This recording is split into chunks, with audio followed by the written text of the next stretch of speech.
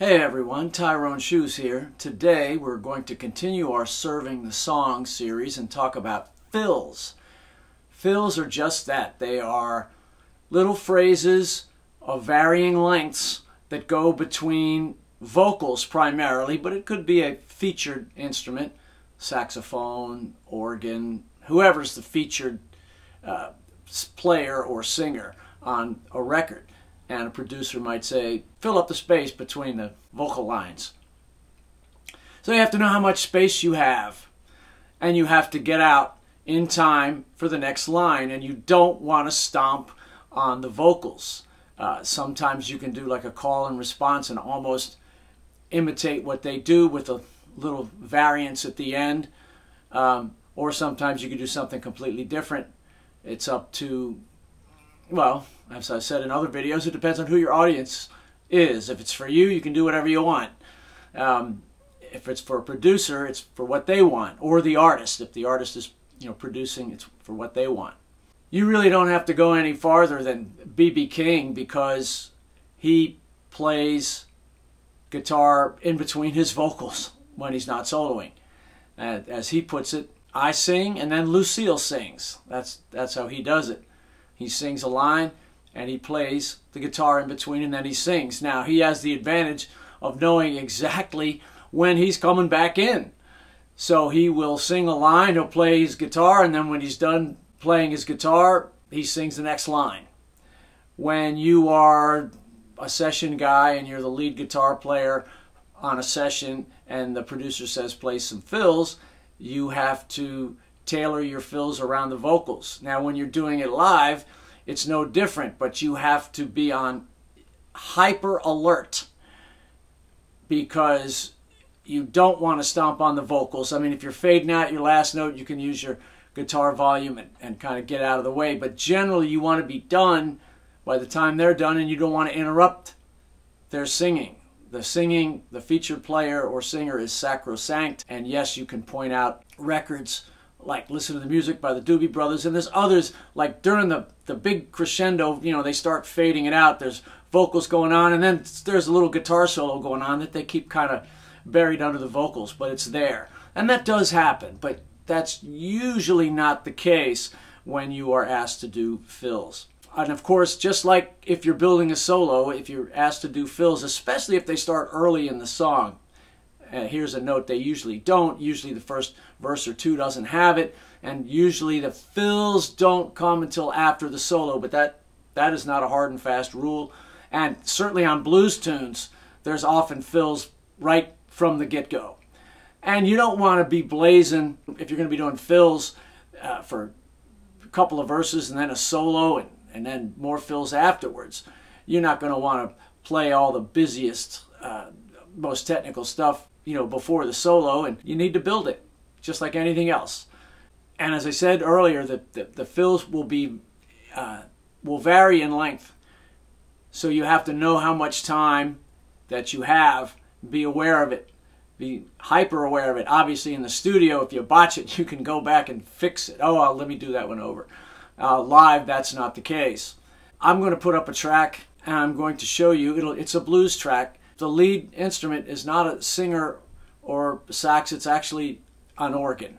It's a very, very similar to The Sky is Crying, the Albert King tune. Let me put the track up and here goes.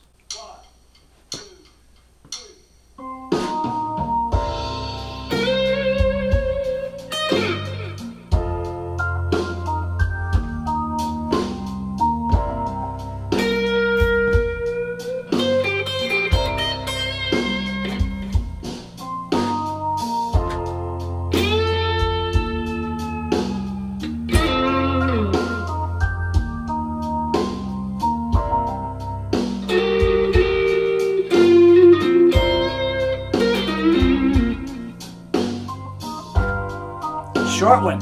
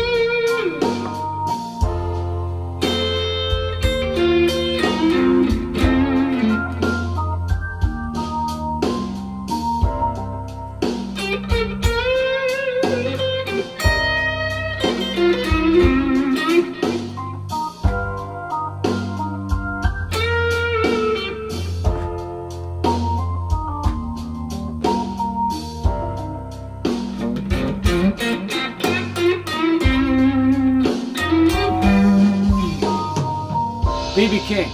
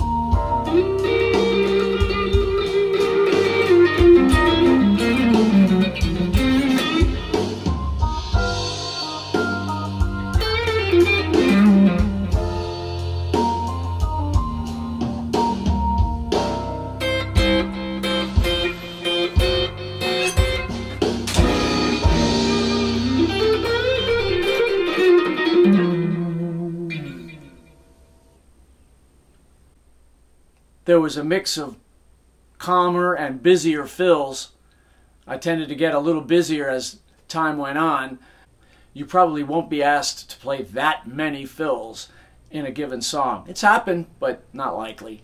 I tried to give many examples of both calmer and more aggressive style fills. I hope you found this helpful, and we'll see you in the next video.